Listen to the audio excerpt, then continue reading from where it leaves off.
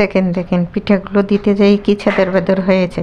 যেদিনই মনে করব যে কাজগুলো সুন্দর করে করব সেদিনই এলোমেলো হয়ে যায়, যেদিনই মনে করব কাজ তাড়াতাড়ি হবে সেদিনই দেরি করে হবে। আর এটাই হলো রাশি।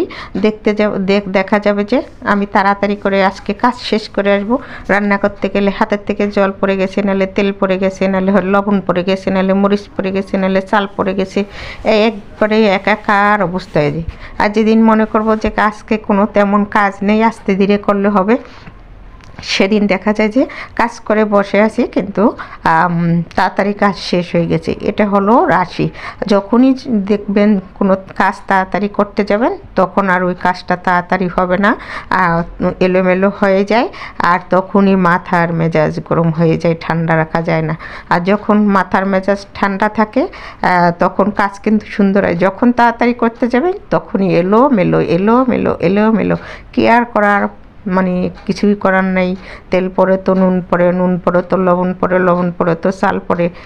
এটাই হলো রাশি, এটাই হলো কাজের ধরন, এটাই হলো সংসার।